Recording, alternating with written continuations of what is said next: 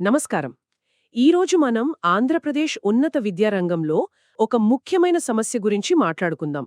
Fees reimbursement ఇంకా hostel ఛార్జీల చెల్లింపుల్లో బాగా ఆలస్యమవుతోంది.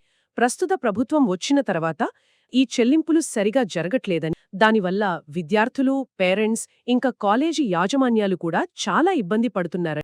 ఇందులో ఫీజ్ రీయింబర్స్మెంట్ కింద ఒక 4,200 కోట్లు, హాస్టల్ మెయింటెనెన్స్ ఛార్జీల కింద ఇంకో 2,200 కోట్లు ఉన్నాయి. ఈ బకాయిల భారం నేరుగా కాలేజీల నిర్వహణమై పడుతుంది. ఆర్థిక ఇబ్బందులతో కాలేజీలు ఇబ్బంది పడుతున్నాయని, ఆఖరికి లెక్చరర్లకు, సిబ్బందికి జీతాలు కూడా టైంకి ఇవ్వలేకపోతున్నారు. జీతాలే సరిగా ఇవ్వలేకపోతే మరి మంచి ఫ్యాకల్టీ కాలేజ్లలో ఎందుకుంటారు? డబ్బులు లేకపోవడం వల్ల కొత్త టీచింగ్ మెథడ్స్ అమలు చేయలేకపోతున్నారు. రీసెర్చ్ లాంటి వాటికి ప్రోత్సాహం ఉండట్లేదు.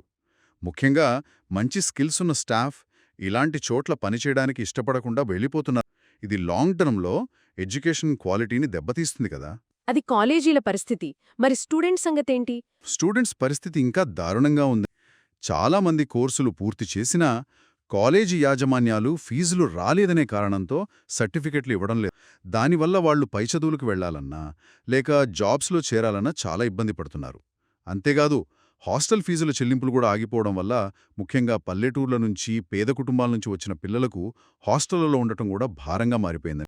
వైఎస్ఆర్సీపీ ప్రభుత్వంలో జగనన్న విద్యా దీవెన, వసతి దీవెన అని పథకాలుండేవి. వాటి కింద క్వార్టర్లీ అంటే ప్రతి 3 నెలలకు ఒకసారి క్రమం తప్పకుండా డబ్బులు రిలీజ్ అయ్యేవి. ఫీజులకు దాదాపు 12,609 కోట్లు, హాస్టల్ ఖర్చులకు 4,275 కోట్లు, పాత బకాయిలతో కలిపి మొత్తం 18,663 కోట్లు నేరుగా తల్లుల అకౌంట్లలో వేయడం వల్ల ఆ ట్రాన్స్పరెన్సీ ఉండేది. ప్రస్తుత విధానం 6 నెలలకొకసారి, అది నేరుగా కాలేజీలకే చెల్లిస్తామని చెప్పారు. కానీ ఆ షెడ్యూల్ కూడా అస్సలు పాటించట్లేదు.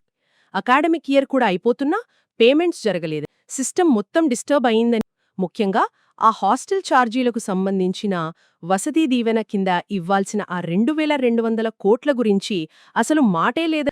ఈ పేమెంట్ మెథడ్ మార్పుతో పాటు బడ్జెట్ కేటాయింపుల్లో కూడా తేడా ఉంది.